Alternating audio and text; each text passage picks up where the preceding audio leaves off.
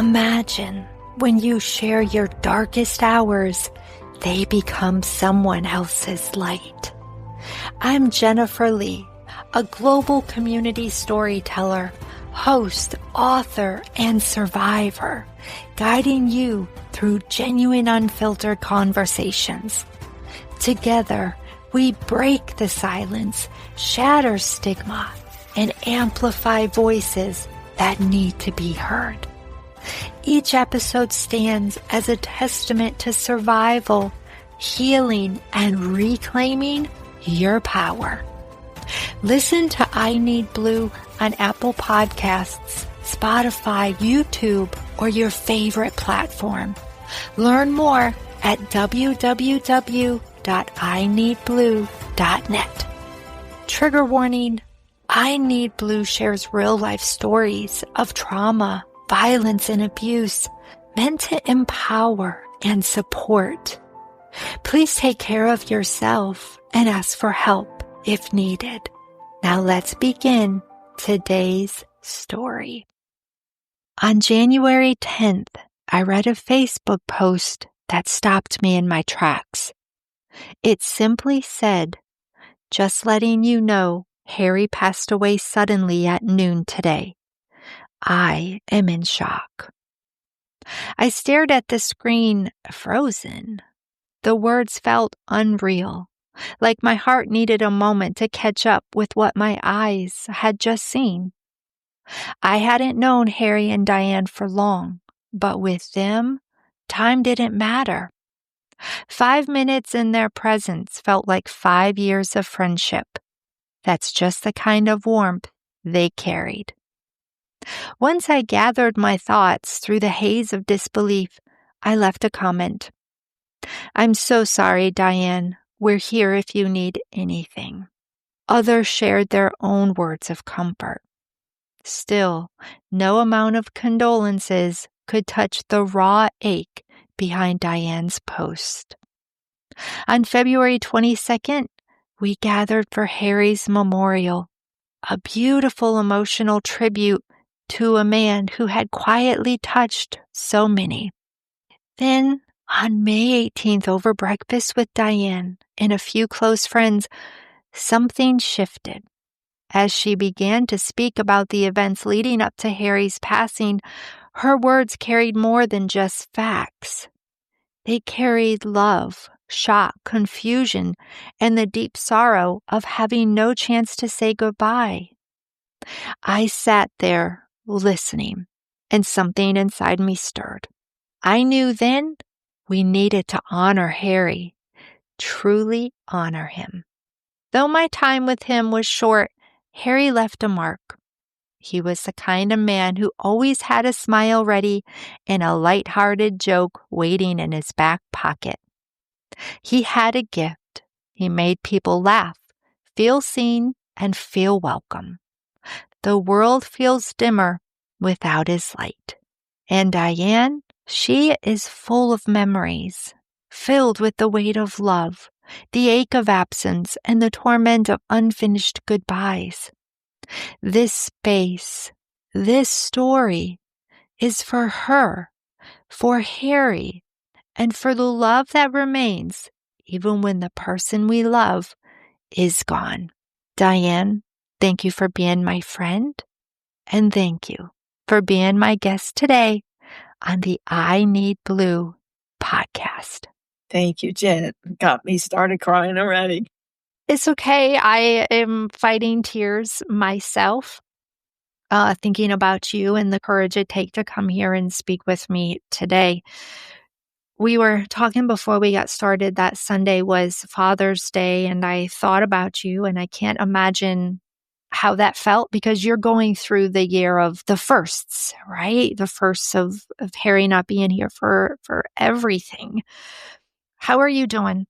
You know, I'm doing okay, I guess. Under the circumstances, I do the best I can. And some days are harder than others. And I just try and keep really busy. So the less time I have to focus on the loss, I do okay, you know. But it's still raw after 5 months. Yeah. How many years were you married? last Tuesday, the 9th of June, would have been 41 years.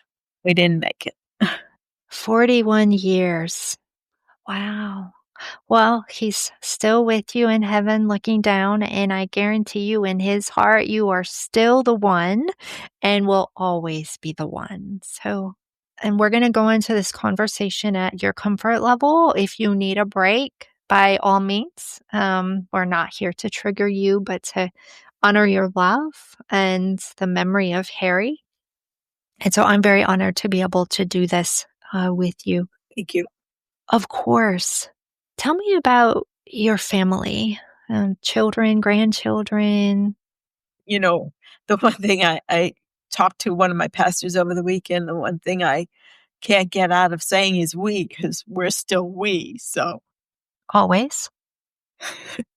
so we have two children and their spouses. I have a daughter who will be 40 this year. She's not happy about that. Her name is Danielle, but we call her Dee Dee, and her husband is Brian.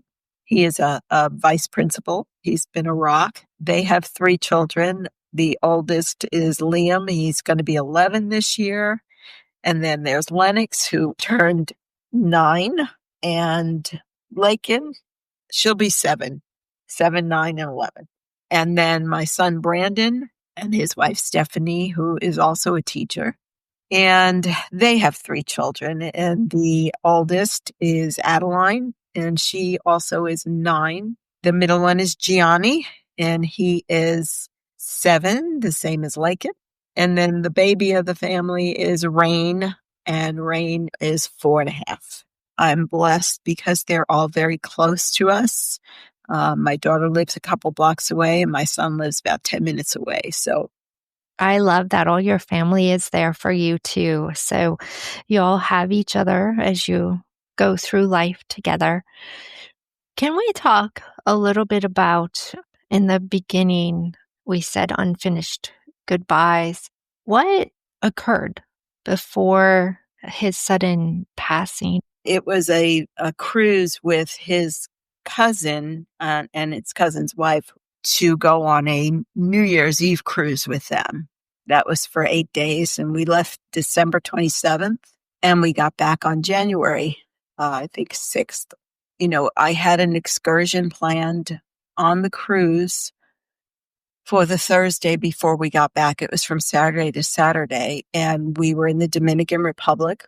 We were going zip lining, which we had never done before, and then lunch and horseback riding. So we left the ship early, around 7:30. You know, on a cruise, you always eat so much, way too much. He was a type 2 diabetic, so he was very, very, very religious about watching what he ate. But on the cruise, we were bad. And so we had breakfast and then headed out at 7:30 through the small town of Amber Cove to head to our van that was going to take us on our excursion. It was a long walk and it was warm out, and we got about halfway and he stopped and said, I need to sit down for a minute. And I said, okay. And he sat. I said, what's wrong? And he held his chest and he said, well, I think it's indigestion, which made sense, you know, because he had eaten a big breakfast. So he drank some water, took some deep breaths. And I said, well, let's just go back to the ship. And he said, my husband was always worried about money. And he said, well, how much do we pay for this excursion? And I said, well, it doesn't matter. I said, if you don't feel good, let's go back. So he said, give me a minute. And so he sat for less than 5 minutes and got up and said, okay, I'm good. Let's go. So we proceeded the rest of the way. We went zip lining and we were on 8 zip lines. And if I tell you in that heat, if we didn't walk up 20,000 steps, we didn't walk up one. And every picture on every zip line is his big smile and his wave. And we did that, and we went and had lunch, and then we went horseback riding, and then we took the walk back to the ship. And when we got back to the ship, there was a huge line waiting to get back on the ship, and it was hot.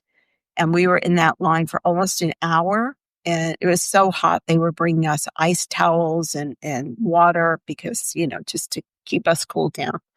So we get back on the ship. That was Thursday. Friday, everything was normal. Saturday, we get back to port. We come home. Sunday, we just do stuff around the house. Monday morning, we are pickleball players. And Monday morning, we went out and we played pickleball for 3 hours. And when I tell you we play pickleball, we play nonstop. We never sit down. And so we did that Monday. And then Tuesday and Wednesday, it was the 7th and 8th of January. It was really cold out. He didn't want to play. It was too cold. Thursday morning, get up. He's eating breakfast, and I'm sitting on the couch with my back to him. And I said, do you want to play pickleball today, or is it too cold? And I didn't turn around, and I didn't hear anything.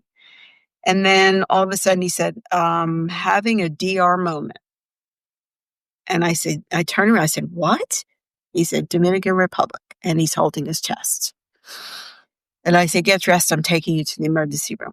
So he went in the bathroom. He went to get dressed. I waited a few minutes. I didn't hear anything. I went in, and he was leaning over the sink, and he said, call 911, which fortunately they were right across the street from our house, not a minute away. I called 911. The EMTs got there. He was very agitated. They were asking him questions, and he was just, barking back at them. The short end of it is they took him to the heart center at the hospital, Holmes Regional, and I was going to go ahead and leave so that I could get there, before he got there. And I got there, and one of my pastors was actually already there. Everybody was praying heavily throughout, our friends and family, and my daughter also met me there. And a lot of it is just kind of a blur because it all happened so fast. But he got there a few minutes after we all did. It took a while. They wouldn't let us back to see him in the emergency room. And then finally we went back, and it was me and my daughter. And they were just working on him, and they had him all hooked up to oxygen, and they were injecting him with stuff. And the nurse was wonderful, but she just kept asking. Every time she'd give him medicine, she'd say, what's your pain level? And he'd just bark back at her. He said, it's the same, it's the same, it's the same. And he hated having that big oxygen mask on his face, and he kept trying to pull it off. And he said, can't you put the one in my nose? And so she said, well, we'll try. And as soon as they did that, his oxygen just kept dropping. And so they had to have the big mask on him. And then finally, she said, okay, we're taking him up to the heart cath lab. And so they get ready to wheel him out of the room. And I couldn't get real close to him because he had so much, between the mask and everything hook up to him. So I just kissed him on the forehead.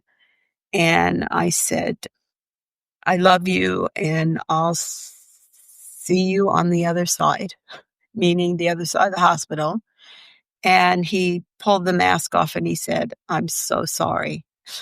And I said, what are you sorry about? You didn't want this to happen.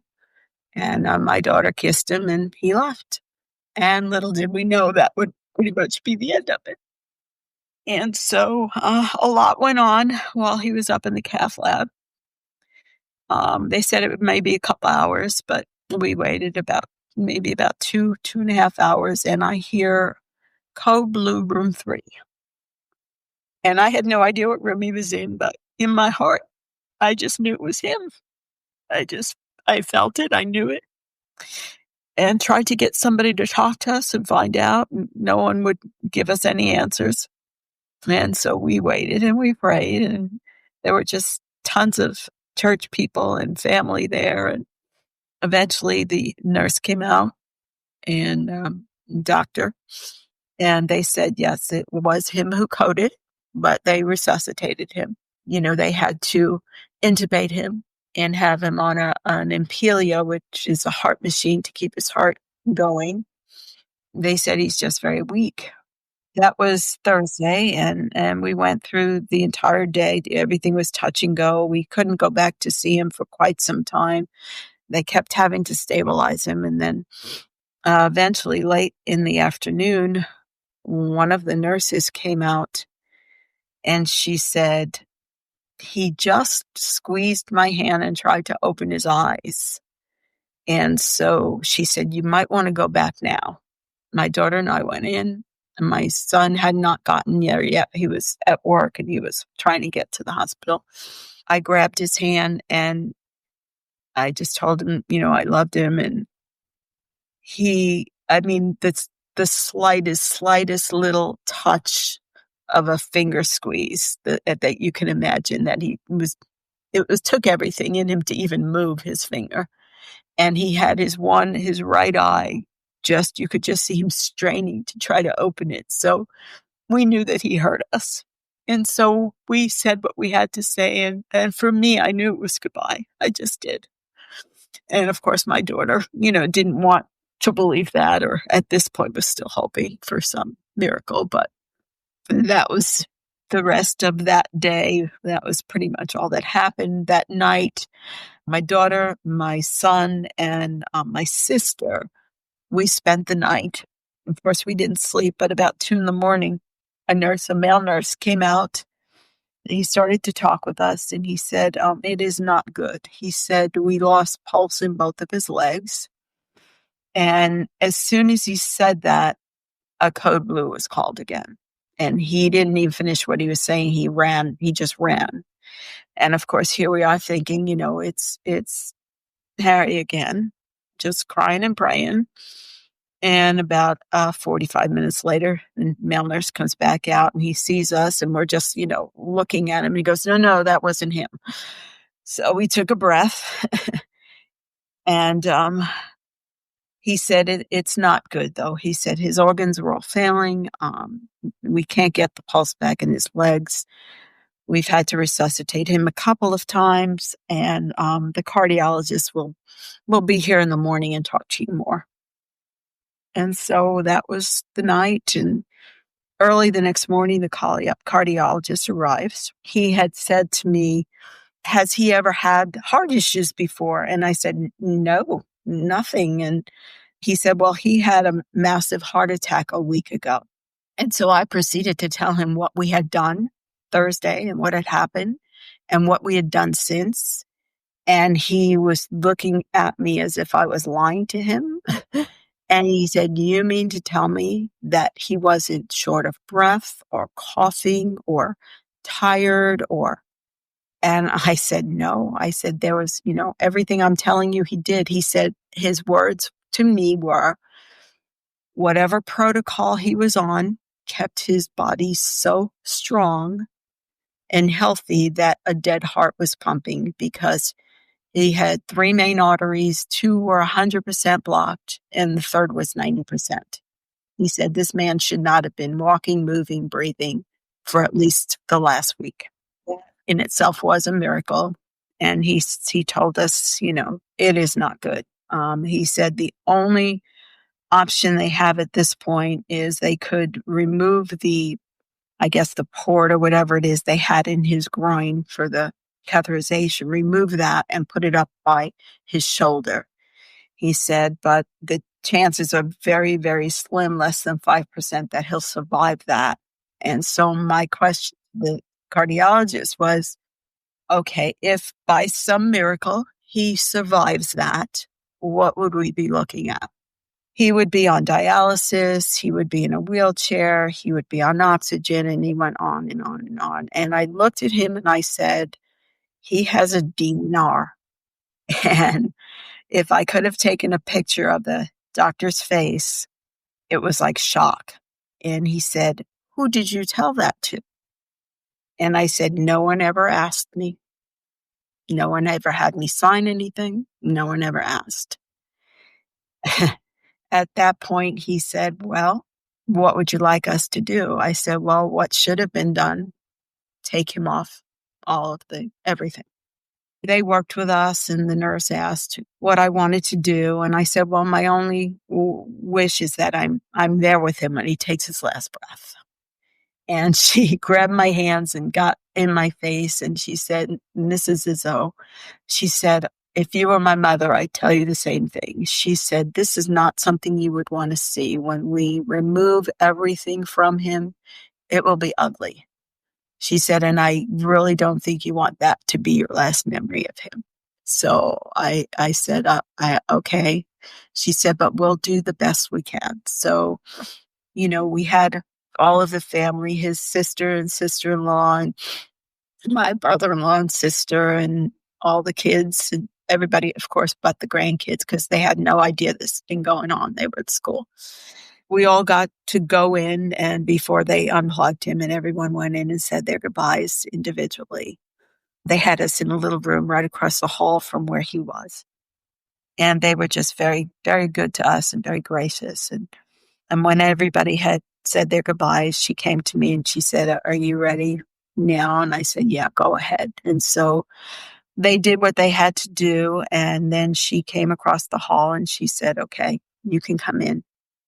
She said, "Everything is unplugged and he is still with us." And so I went in and my son-in-law went with me. He asked me what I wanted him to play, what music. And so I said, well, Amazing Grace, My Chains Are Gone was his favorite song. And so he put that on his phone and I just sat with him and held his hand and spoke to him and kissed him. The song was over and he is still breathing. And the nurse is standing in the back of the room just shaking her head like she said, "There's no way. This just can't be." And so Brian said, my son-in-law, "Well, what else do you want me to play?" And I said, "Well, play our song." Sorry. It's okay. And so our song was Billy Joel, Just the Way You Are. And so he put that on. And it was a very long song. And I put my head down on his chest and cried. And the entire song played. And at the end of the song, my son-in-law said, he just took his last breath. So that's how it ended. And it was just, the nurse just, even afterwards, she said, "I cannot believe that man kept breathing for that long." She said, "That should not have been." It was just so fast and it was so shocking. My son, he never got to, see or speak with him. And it's been very hard for my children and my grandchildren. And we're all just been dealing with a lot of grief in different ways. I would like to ask you, in recalling this story, does it become part of your healing process or does it just make you relieve the grief over and over? In the beginning, when he first passed, I just couldn't talk about it. And my daughter made a very long Facebook post detailing everything so that people wouldn't keep asking me and I wouldn't have to even try to say anything. After a few weeks, it became a little easier to talk about. And I do believe in talking about it, it helped with the healing. It doesn't make it any easier every time I tell the story. It's just as hard, but I'm able to get through it. So that's the difference. Thank you for sharing and thank you for letting us into the emotions. Cannot imagine where you are, where your kids are. You did say within the story that Harry should have had a heart attack, but he was on particular regimen that had kept him alive.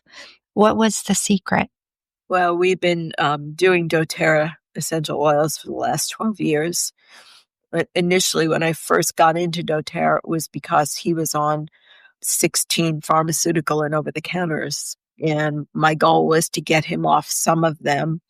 And when he finally stopped calling me the Hocus Pocus oil lady and started accepting some of these things to replace his medications, in 6 months, he was off all but 6. And he did have type 2 diabetes, so those medications he continued, but they were reduced. The cardiologist did say, of course, his type 2 diabetes and the medication was a big contributing factor to what his health was. He did everything religiously as far as, his eating, his meds, his doTERRA. Neither one of us in the 12 years that we were doing doTERRA had so much as a cold. So we were very healthy and very active. again, that just made it even more of a shock. He had been to his endocrinologist for his diabetes every 3 months, and he had his blood work done right before we left for that cruise. And then his appointment was the Tuesday after we got back, 2 days before, the heart attack, the second one. Everything was fine. All his blood work was good. Cardiologist said, okay, see you in 3 months. You all had a mission together of how to help people. You all used your passion and were able to help people. And I know that you're still helping people. Talking about family, how are your children and the grandchildren? How do they process that, especially grandchildren? So when he passed Friday night, when the kids all got off from school, we all went over my daughter's house and we sat them all down. And my son-in-law told them that Pops was gone, that he had passed. And it's strange how each one of them had different reactions. The 3 girls went right to their moms or dads, started crying and hugging them. And then the boys, the 2 older boys, initially they laughed. It was almost like they thought that he was kidding until they had the realization.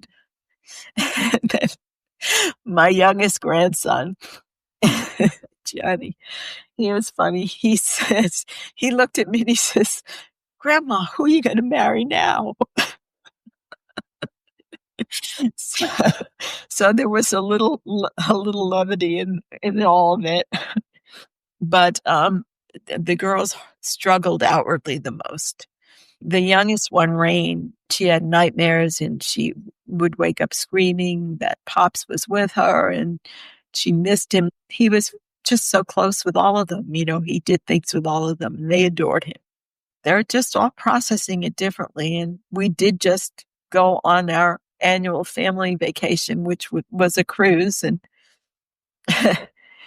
we decided to take his ashes with us. Since he was supposed to be on the cruise with us, we said, let's take him one more time and do a burial at sea. And we did that. And it was very hard, very hard. But it kind of opened up all the emotions freshly for everybody. But we did it and it went well. And we were glad we did. And he got to take that one last trip with us. So it's just, it's ongoing, now we're able to, talk about him and laugh about, some of the things he used to do and say and have the memories. And he was a letter carrier for 32 years. Well, 6 years ago, I was able, fortunately, to retire him to help me with my doTERRA business. And we made the decision at that time not to do gifts anymore. And that's when we made the decision to do an annual family vacation every year. There were 12 of us. There were the 6 kids and the 6 adults. We did something different every year. We went skiing. And last year we did a Disney cruise. And then they loved the cruise so much, we planned the Carnival cruise for this year. We weren't going to buy gifts. We were going to make memories. And we have, and all the kids have all of those memories. So it was truly a blessing that we had done that. I believe everything happens for a reason. And that was just one more thing that we were able to do for the last 5 years with them. So. And you're so right. Making memories is the greatest gift you can give each other. And that carries on and on. Unfinished goodbyes. Your son didn't have a chance to say goodbye. How does somebody who might be in that situation as well process that? How do they cope? Well, for my son, it was very difficult. A little history. My son, back in 2010, I believe it was, my son was an addict and we were not aware of it. Long story is he overdosed in our home and his dad had to breathe life into his body. He was in ICU with aspirated pneumonia for 10 days, came out, went into a recovery program, which was supposed to be 10 to 12 months, stayed there for 15. It was a Christian program, and he came home a new creation. He was totally changed. Shortly thereafter, he got home. He met his wife. Within the next year, they married. He has been clean since 2012. So, the fact that his dad breathed life in him and he couldn't help him or say goodbye to him was very difficult. But he wrote him a text message on his phone. And of course, I had his phone. And I read it. It broke my heart. That's what he needed to do to say his goodbyes. And of course, his words were, Dad, you saved my life, and I wasn't able to save yours. And it was very hard for him. So he has been coping the best he can. It's difficult. Father's Day, Sunday, I went over I was invited to his house, and we were all there, and it was just a very hard day. It was so rough. My daughter and her family were going to join us, but they just couldn't. They just needed to be alone and quiet. So again, everybody deals differently. Sunday at church was very hard for all of, me, my daughter, and my granddaughter. I think it was hardest for us. They go to church with me, and, you do whatever it is that you need to do individually. It's personal. And what words can you share with someone like me, a friend, or somebody from church who wants to console you, but they're not quite sure what you need? Well, I have such an outpouring of people and friends and church people and our pickleball community. And, everybody did the right thing. And the right thing is not necessarily to say anything. A hug means so much. And, I'm so sorry. I mean, that's really it. There's really nothing else anyone can say, especially if they haven't been there. And I learned a hard lesson as well, because I have many friends who are widows. But a recent friend of mine, she would come to a class we would have at our home once a month. And, her husband passed 3 years ago, and she would still talk about him and weep. And I didn't get it. And I had even said to her back in December, I said, I don't understand your pain, but I love you. And I hugged her, and we went to dinner the other night, and she said, you know what? That was the best thing you could have done. And I said, now I get it. It was like, why is she crying all the time? It's been 3 years, you just don't get it. I mean, you deal with it better as time goes on, but it's still raw and it's still there. I believe that there is healing in hugs and that it's reciprocal. Absolutely. And, the hugs initiate the crying a lot. And I would have, in the beginning, I was a little embarrassed, and I tried to avoid it. But you know what? Everybody, they most of the time cry right along with me. There's just no shame in it. Let it out. People who hold it in, I think it's very difficult. I don't know how they do it. And also, if they don't have a relationship with the Lord, I don't know how they do it, because I couldn't know how I would have gotten through it otherwise. I just don't. Do you want to elaborate on your relationship with God and how that has helped you carry you through? Well, my husband was an amazing man of God. Neither one of us had any faith in our life when we got married. Our kids were probably like around 8, 9, 10 in that area. And one day my daughter said, how come we don't go to church or synagogue like our friends? A long story, but I had a friend invited me to church, and I came home and I told Harry, and I said, I want to go. And he goes, go ahead. I said, I want you to go with me. And so that was in 1995. And he went the first time, and it was an immediate transformation for both of us and our kids. And so we've been Christians since then. But my husband, he became immersed in the Word. he couldn't get enough, and he studied the Bible, and he taught, and he had a men's group for 20 years, and he never met a stranger, and he prayed incessantly for people.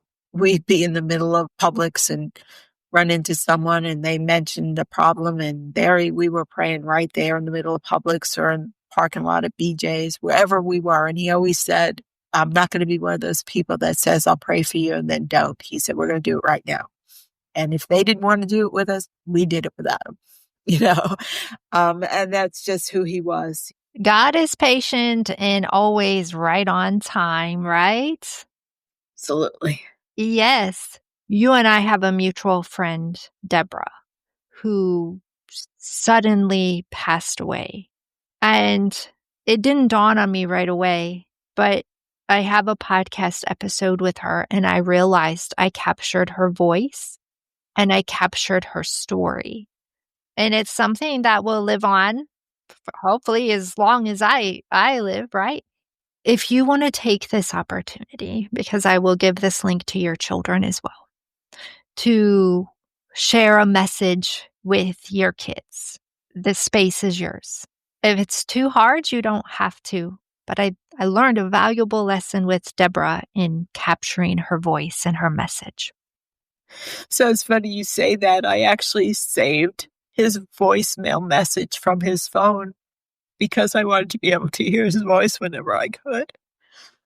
I mean, he played the guitar and sang, and I was sad that I never really recorded him doing that often. Some other people had.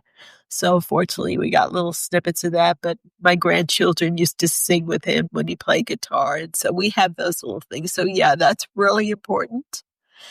And for my children, oh gosh, I mean, everyone loves their children, but I am just so blessed by both of them.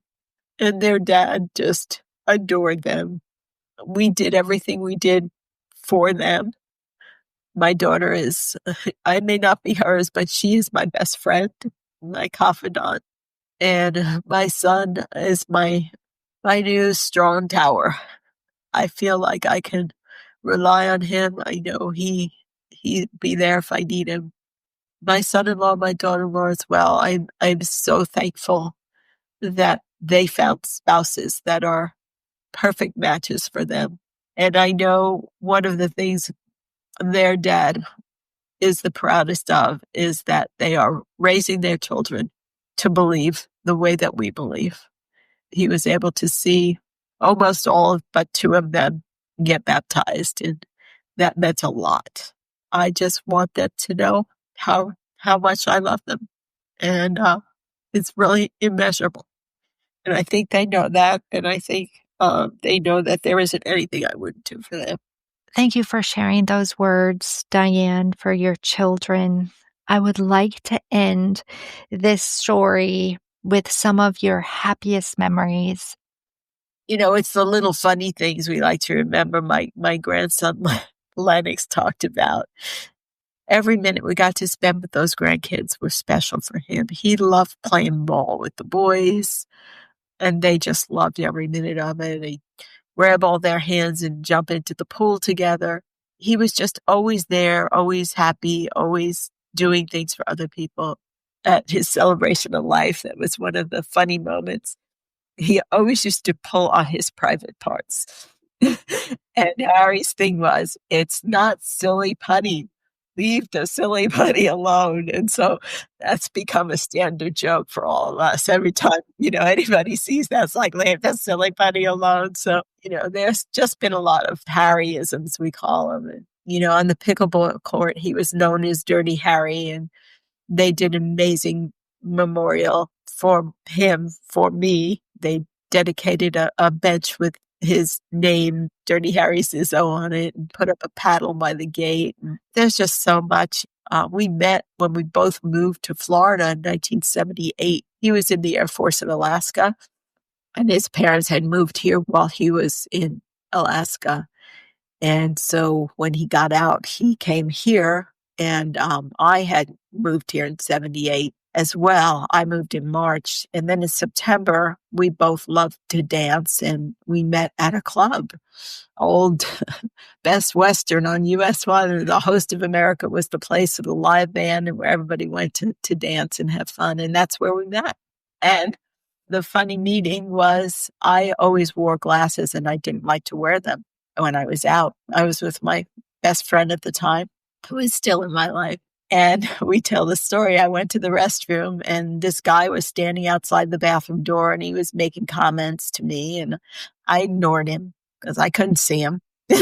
And so I went in the bathroom. I came out and he made another comment and I just ignored him, went to the table. And I said to my friend Denise, I said, do me a favor, go to the bathroom. There's this guy standing outside the door and he's, kind of coming on to me, but I couldn't see him. See if he says anything to you. And if he doesn't, let me know and let me know if he's cute. So she goes a little while later and she comes back and she goes, he didn't say nothing to me. He goes, and if I were you, I'd go for it. So I go to the bathroom again and he looks at me and he goes, so are you going to say hello this time? And so that is how we met.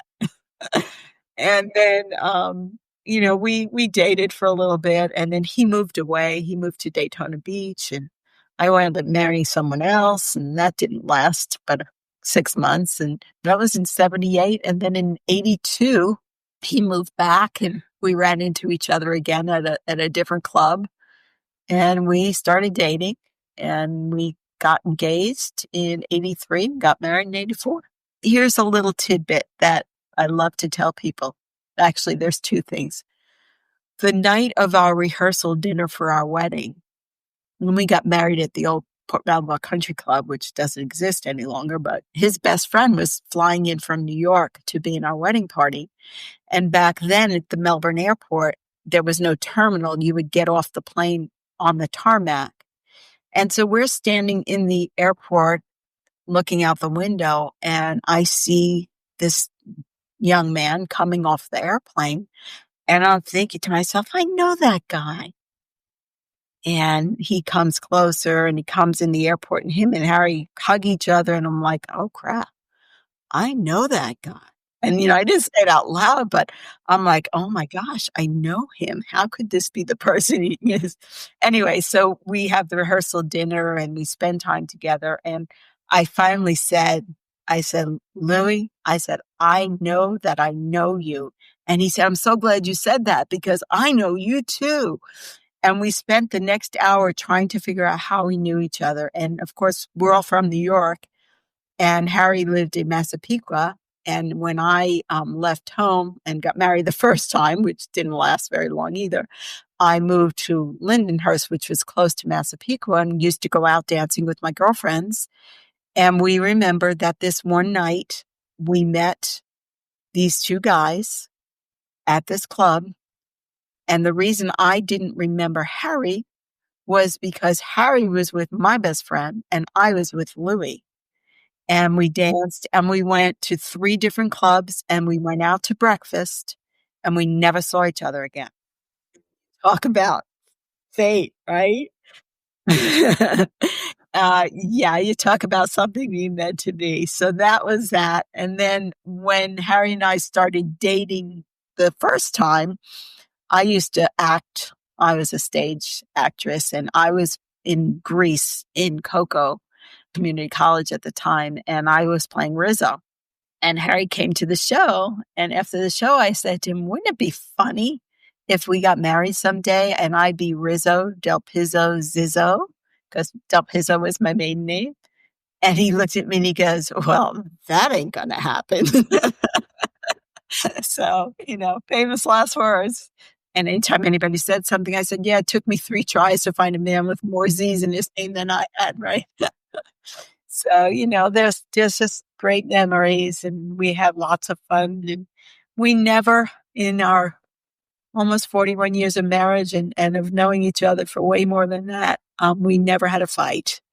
We never fought. We bickered and argued with the best of them, but we never fought. And that was one thing my kids commented about too. We never saw our parents angry at each other. The one thing my husband said early on, he had never been married before, and knowing I had two very brief marriages, he said, "We will never use the D word." And we never did. It's so easy for people to do that, and I know that for a fact.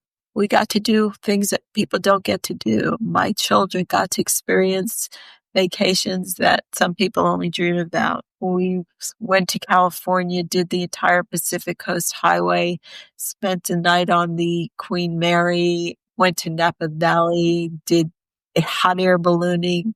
We did dog sledding and sleighing on Lake Louise at Christmas.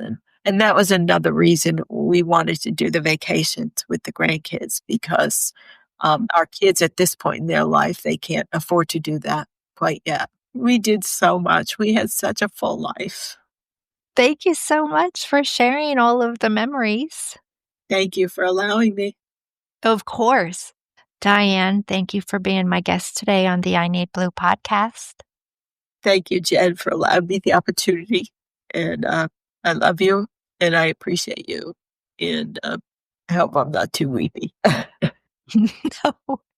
I love you too, and you're so welcome. Thank you for listening. This is Jen Lee with the I Need Blue podcast. To learn anything and everything about I Need Blue, visit my website, www.ineedblue.net. And remember, you are stronger than you think. Until next time.